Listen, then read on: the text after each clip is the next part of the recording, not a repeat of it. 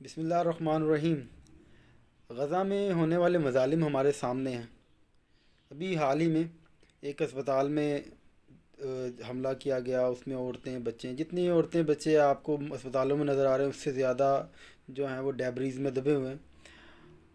ہم روز ویڈیو دیکھتے ہیں، سوشل میڈیا میں ہر جگہ دیکھتے ہیں، دیکھ کے تھوڑا سا افسوس کرتے ہیں اور ایک کلک کے ساتھ اس کو اوپر کر دیتے ہیں اور دوسری انٹرٹینمنٹ دیکھنے میں مشغول ہو جاتے ہیں۔ دراصل ایکشن مووی دیکھ دیکھ کے ہمارے دل سخت ہو گئے یا بے حس ہو گئے، کیونکہ مجھے پاکستان سے حکومتی اور عوامی لیول پر کوئی رد عمل نظر نہیں آ رہا۔ اور سب سے بڑی بات، ہماری مساجد کے محراب و منبر سوائے دعائیں کے کچھ نہیں کر رہے،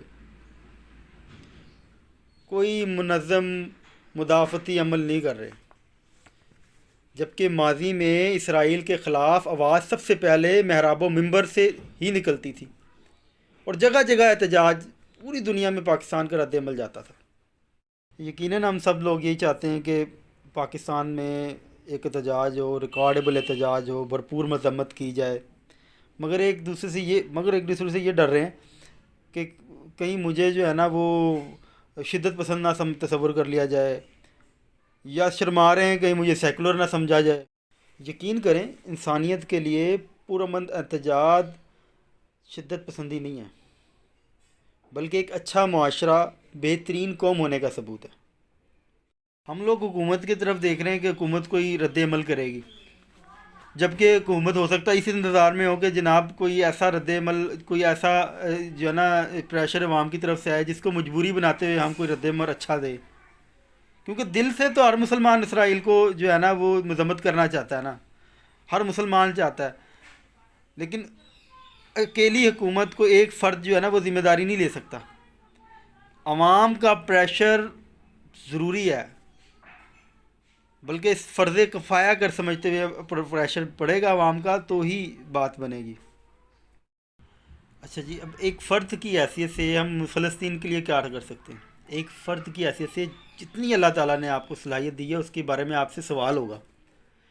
یعنی میری صلاحیت تھی بولنے کی کہ میں اس کے خلاف بول سکتا تھا، لوگوں کو اٹھا سکتا تھا۔ میرے کہنے پہ اگر ایک بندہ بھی اپنے گھر کی مسجد پہ جاتا ہے اور وہ بات کرتا ہے گھر والوں سے، مسجد والوں سے کہ جی آپ یہ اس کے بارے میں پرامن احتجاج کے بارے میں کچھ سوچیں، تو میرا تقریباً میں جو سرخرو ہو جاؤں گا۔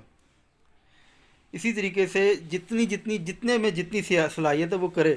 سب سے پہلے تو میری اس ویڈیو کو اتنا شیئر کریں کہ محراب و منبر تک یہ آواز جائے، اور مسجد سے کم گلی کے تک محدود ایک احتجاج کیا جائے۔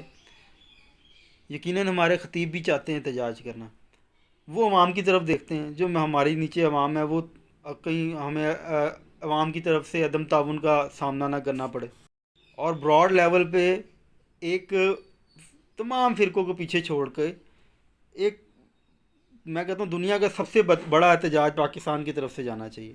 یقین کرو، یہ آج آپ نے احتجاج نہ کیا، یہ آپ کی نسلیں آپ کو جو ہے نا وہ بددعائیں دیں گی، کیونکہ یہ صرف فلسطین کا معاملہ نہیں ہے۔ آہستہ آہستہ آپ کو جب طاقتور مظلوم کو اس طرح سرپریس کرنا شروع کر دے گا اور دوسرے کوفیوں کی طرح دیکھنا شروع کر دیں گے نا، تو ایک دن آئے گا کہ آگ آپ کے گھر بھی آئے گی۔